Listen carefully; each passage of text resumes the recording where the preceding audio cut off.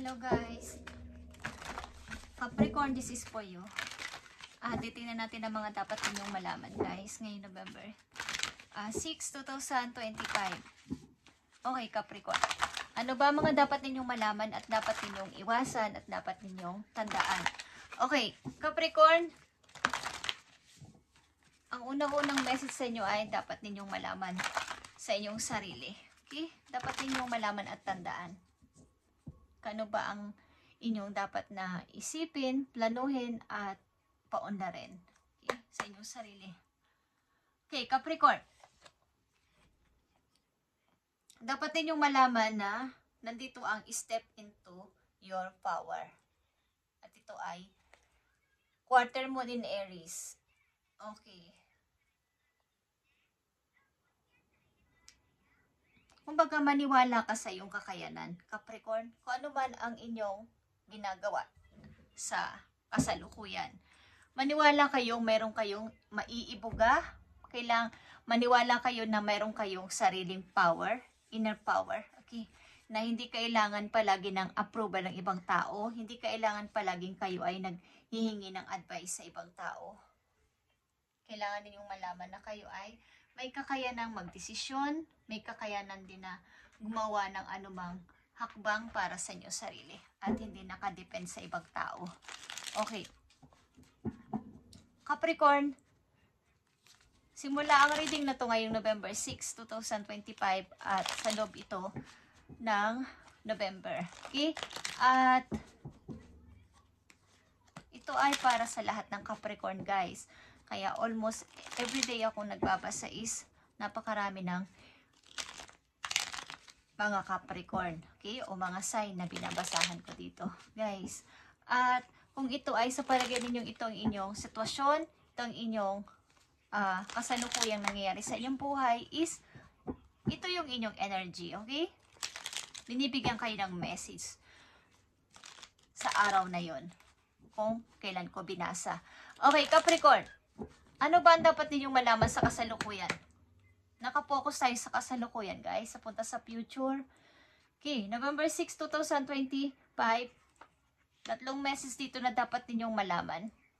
Nakikita nyo ba tong 9 of Wands? Katulad dito ng step into your power. Nahahadlangan ka ng iyong takot. Nahahadlangan ka ng mga nagdi-distract sa iyong paligid. Ito ay pananahimik.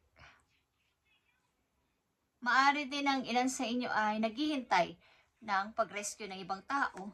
Naghihintay kung sinong tatawag. Naghihintay kung sino ang sasalo sa kanya. Okay? Ilan sa mga Capricorn. But ang ilan naman sa inyo ay takot na lumabas sa limitasyon dahil may kinoconsider. Merong kinakatakutan. Meron din namang hinihintay because may nag-promise. Okay? Ilan sa inyo. So, anong dapat ninyong malaman ngayong November 6, 2025? Andito ang Hierophant, guys. Ito ay about sa inyong pamilya. Baga, mayroon kayong pangarap na masayang pamilya. Maaring sa kasalukuyan nararanasan ng ilang Capricorn ito. But sa ilang Capricorn na nandito sa reading, nangangarap na magkaroon ng masayang pamilya. Okay.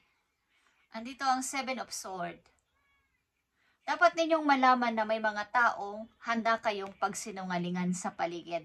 Lalo na kung kayo ay nananatili sa mga maraming group of circle of friends, mga kaibigan na napakadami na masasabi niyong kaibigan pero hindi naman. Hindi nyo alam na hindi sila kaibigan. Okay? Masabi lang na may grupo kayo, marami kayo, masaya kayo pag lumalabas, masaya kayo pa nagtitipon, pero may mga hindi natutuwa kapag kayo ay umaangat. May mga hindi natutuwa kapag kayo ay medyo nakakahakbang, medyo nakaka-move on. Okay? At kumbaga mayroon kayong gagawin na sa alam ninyo ay tama. Pero may mga tao sa loob ng inyong mga kaibigan, mga kakilala ninyo sa inyong paligid, mga nakakausap ninyo na inyong masasabing sa sarili ninyo na pinagkakatiwalaan ninyo pero hindi.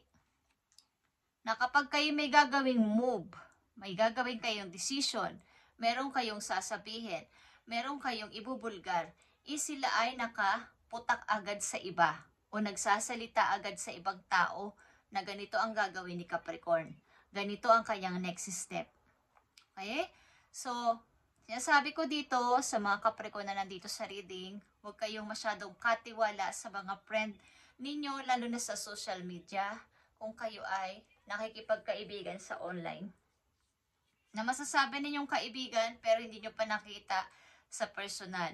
O kahit nakita nyo na sa personal, pero sila ay hindi nyo alam ang kanilang pagkatao.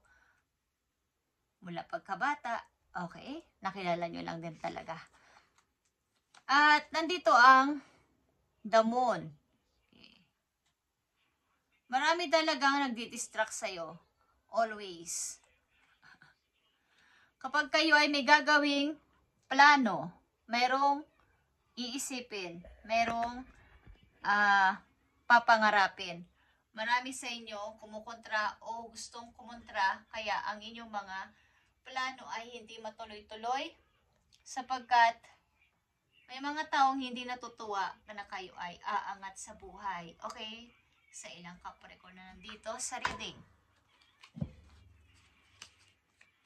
Dapat ninyong malaman na huwag kayong hingi ng advice sa ibang tao at makinig lang kayo sa inyong sarili. Pakiramdaman ninyo ang inyong sarili at maniwala sa sariling kakayanan kesa manghingi ng advice at tumipende sa ibang tao. Okay guys, Capricorn.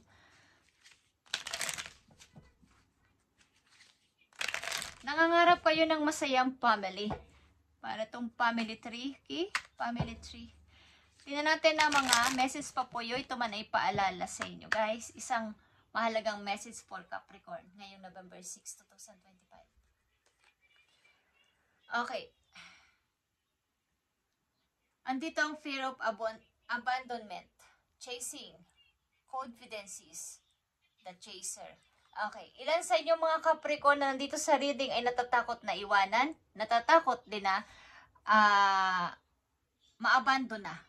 Or kaya ay kayo yung nag-chase sa tao?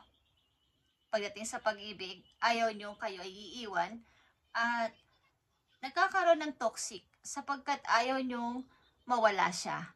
Kahit alam nyo hindi na to healthy na relationship, is tumatakbo na siya sa inyo is kumbaga may tao ditong run ng run pero kayo ay habol ng habol. Ilan sa inyo, okay? Tigilan ninyo ito at nawawalang inyong confidence sa sarili at nakikita nilang inyong kahinaan.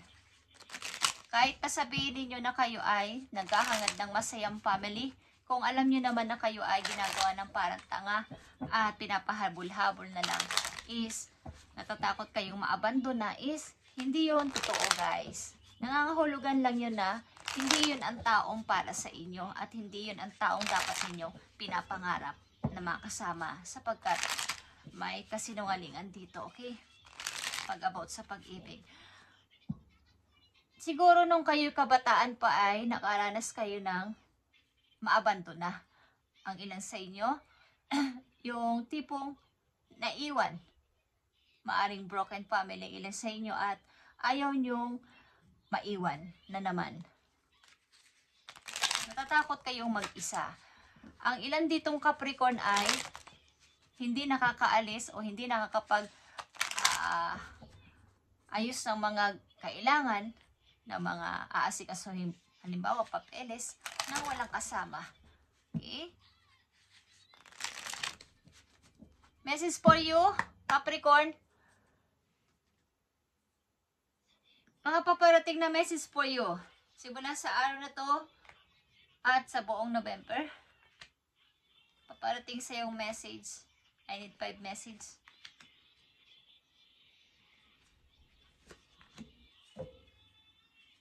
Okay. Andito ang 6 of Swords, guys. Ilan sa inyo ay gustong lumayo?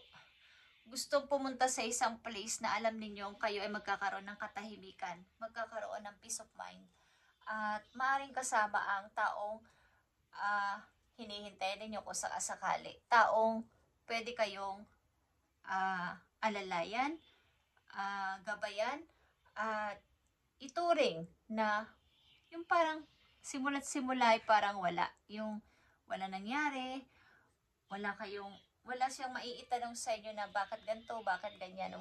Ito ay ang tao na to ay merong mabait na puso. Uunawain niya kung ano at sino ka at kung saan ka nagmula, anong pinagdaanan mo sa buhay. Handa ka nitong tulungan, handa ka niyang i-rescue kung sino man ang pwedeng manakit sa'yo. Kung may kasama ka ding anak sa paglayo mo ang tao na to ay tanggap niya ang iyong pinagdaanan at naging relasyon sa una. Okay? Capricorn, mga paparating na message po you. May dalawang taong gumugulo sa isip mo. Ito man ay pag-ibig, may dalawang taong naglalaban sa puso mo na sino kaya sa kanila ang pipiliin ko. Kaya nandito yung pag-overthink na sino kaya ang pipiliin ko sa dalawa. Sino kaya sa kanila. Okay? Kung hindi pa to nangyayari sa mga Capricorn, kung kayo'y umiibig at mayroong nagpapapansin sa inyo o may naliligaw sa inyo kung babae kayo may kumugulo sa isip nyo kung sino ang pipiliin ninyo, okay? At andito ang 3 of Cups, guys. Paminsan-minsan lumalabas kayo with friends. Hindi naman siguro marami ang friends nyo, but meron kayo mga taong napapagkatiwalaan at minsan-minsan lumalabas kayo. Lalo na pag may mga special event o mga kasiyahan na talagang importante. Lumalabas kayo with friends. Titignan natin ito, guys. At nandito na naman ang 7 of Swords, guys. May dalawa ka ditong 7 of Swords. Mag-ingat talaga kayo na pwede kayong ilagay sa trouble, ilagay sa alanganin ng mga taong kakilala ninyo sa paglabas-labas ninyo, sa pakikipagkilala nyo sa labas, na hindi naman yung totally kilalang-kilala nyo na talaga sila, buong pagkatao nila, maring kakakilala nyo palang nagtitiwala na kayo. Mag-ingat kayo sapagkat pwede kayong isali ng mga ng tao na to sa gulo at kayo ay mabigyan ng, kumbaga, patibong na kayo yung mapagbintangan. Kumbaga, hindi naman kayo yung gumawa, kayo yung mapapagbintangan sapagkat kasama nyo sila. Okay? Capricorn. At andito ang 5 of Wands. Meron ditong parang sa paglalaban sa mga digmaan. Okay, nagkaroon na ng katahimikan. Siguro ito ay sa loob ng inyong pamilya na mayroon ng konting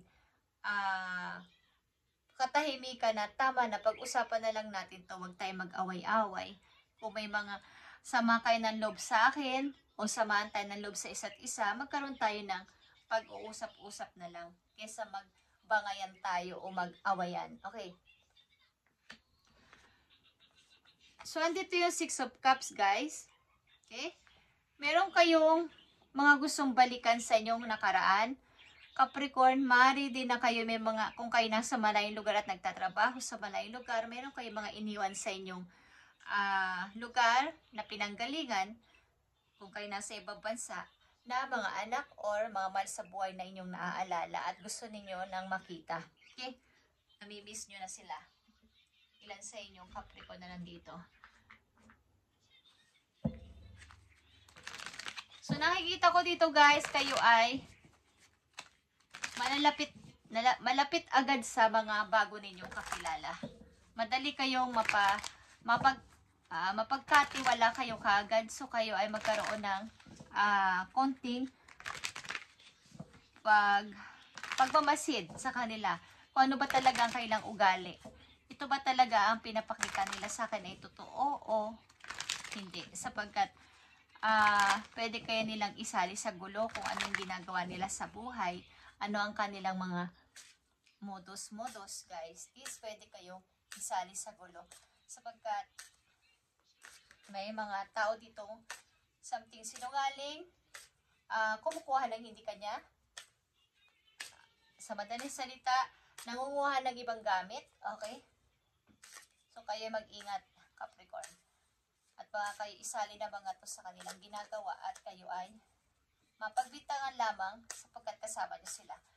Okay, at mag-ingat din kayo sa paglabas-labas. May mga friends na hindi tama ang pakitingin sa iyo o pagtrato sa inyo kapag hindi kayo nakatingin sa kanya. Tingnan natin ang inyong career at money. Ano ang gustong sabihin sa inyo sa inyong career, Capricorn, November 6, 2025. At maaaring kung kayo umiibig, meron kayong 2 person na pinagpipilian, sino sa kanilang pipiliin ko. But this time, mukhang nag-iisip pa kayo kung ano ang inyong gagawin at magiging desisyon dito. Career at sa inyong money, Capricorn, andito ang transporter. A career and transportation such as travel, driving, or shipping could appeal to you. Okay. Sa inyong career or pagkakakitaan is maaring kayo ay nababagay sa mga naglalakbay or lumalabas, nasa field ang trabaho nyo, or sumasakay kayo everyday sa mga pampasahirong sasakyan or public na sasakyan. Okay, ang inyong trabaho ay maaring palagi kayong sumasakay sa bus, okay, sa trend, kaya nagbabike kayo. This card is a sign that things will start moving for you quickly. Maring ilan sa inyo ang trabaho na to ay mag-a-appear sa inyo sa mga darating na araw na mayroon sa inyo mag-o-offer na subukan mo kaya to, Capricorn, at kayo ay dito susubok. Mabilis lang to na mangyayari sa buhay ninyo. Okay? At maring kayo ay laging lalabas, laging aalis, laging sasakay ng bus, kung saan kayong lugar andoon, na kung ano siya sakyan ninyong pampubliko. Okay? Mukhang may mga dadaanan din kayong bridge. Okay? Okay, guys. Meron ditong number 453. Okay? 453. Tandaan niyo yung number na yon. Maring ito ay inyong lucky number, Capricorn. 453. Okay. You may need to be travel for work or take action on financial matter. Nangangahulugan din to na kailangan ninyong bilisan na ang pagde-decide o pagdedesisyon mula sa araw na to kung talagang tatanggapin nyo ang mga offer na dumating sa inyong buhay, sapagkat may kinalaman dito yung pagtaas ng inyong money. Okay? At last message po yung Capricorn para magkaroon kayo ng guide. November 6, 2025.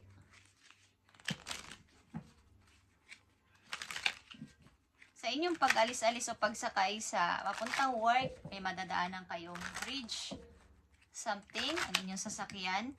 At tandaan nyo yung number na 453, guys.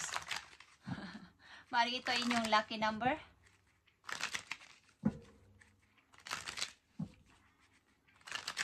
Or number ito, plate number ito ng isang sasakyan. Okay.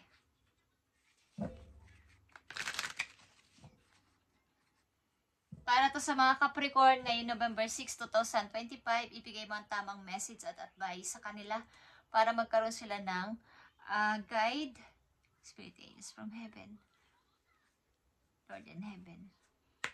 Okay, Capricorn. Thank you. Para to sa'yo. Andito ang gentleness or dear. Ito ay lumalabas pag Pasko, guys. Kasama ni Santa Claus. Okay? This is a reminder to be more gentle with yourself and others. The grace, sensitivity, and gentleness of these spirit animals echo the qualities brought forth when living from the heart. Okay. Maging mabuti kayo sa sarili nyo, sa mga tao katulad ng ginagawa ninyo sa sarili ninyo. Pinapakita ng deer na to na isa itong spirit animals na parang Bigyan ninyo ng halaga ang inyong sarili. Capricorn, huwag ninyong maliitin ang inyong sarili na hanggang dito lang ako. Wala akong kakayanan. Binibigyan niyo ng limitasyon ng inyong sarili. At dahil dito is parang nako-comfort kayo din na may mga maraming kaibigan sa paligid. Na hindi nyo alam is sila yung mga tao din na magdadala sa inyo sa kapahamakan. So maging aware kayo doon. Okay? At meron din talaga ditong salitang fourth is ang inyong may number ako dito nakikita na 453. Okay? 453. Alamin nyo kung ano ang meaning nito para sa inyo, guys. Makikita nyo to sa labas. Ito ay spirit numbers. Okay? So, ito ay may meaning para sa inyo. Kaya ito ay nasasabi ko ngayon. Okay, guys. 453 is andito. At meron din dito na salitang fourth. Okay, guys. Something. Number 4. 5-3. Okay.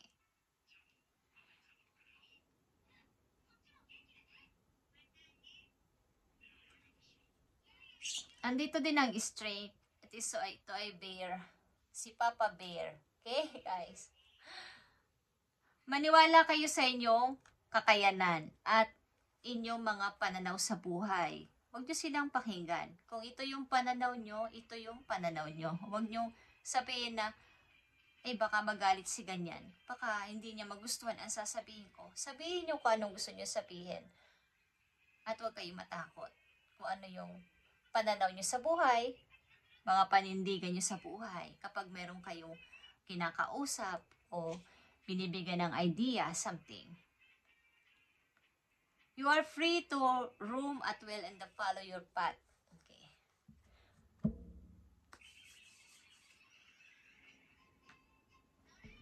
So, maaaring kayo may pipiliin tao dito na maaaring gusto nyo samahan in the near future, guys. Kayo din maybe ay hiwalay na o may hiwalay sa inyong kinakasama o asawa. Okay? Thank you, Capricorn, at itry ninyo ang opportunity na to kung may mag-a-appear sa inyo sa mga susunod na araw. Ito ay pagta-transport. Parang sa labas kayo magtatrabaho at araw-araw kayong aalis, sasakay sa bus or train kung saan kayo andong bansa. At dito tataas sa inyong, kumbaga itong trabaho na to, ang magbibigay sa inyo ng pagtaas ng inyong money. Okay?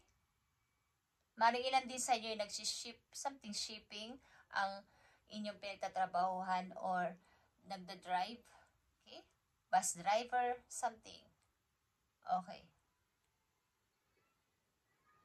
And, hindi ko makalimutan yung number 453, guys.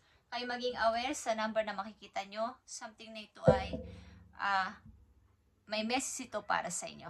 Thank you, Capricorn, and God bless sa inyo lahat, guys. Pagpalain kayo ni God sa inyong magagawin at maniwala kayo palagi sa inyong kakayanan at mag-ingat sa mga taong inyong pinagkakatiwalaan. Mag-ito man ay sa inyong community, sa inyong trabaho, sa social media. Mag-ingat kayo at baka kayo isali ng mga to sa trouble or madalas sa malagay sa alanganin kahit hindi nyo naman ginawa. Okay? At maaaring kayo ay may hinihintay na message galing sa malayo. Kaya ayaw nyo pang gumawa ng anumang action o decision this time. But, meron siguro kayong trauma. Merong nangyari sa inyo sa mga nakaraang mga taon sa buhay ninyo na kayo ay takot magtiwala. Kaya kayo natatakot na, kumbaga lagi kayong humihingi ng payo o ng advice sa iba. Pero this time, pinapayo sa inyo na maniwala kayo sa inyong sarili. Step into your power at malalaman mo na ikaw ay may kakayanan at may halaga. Okay, Capricorn, thank you and God bless.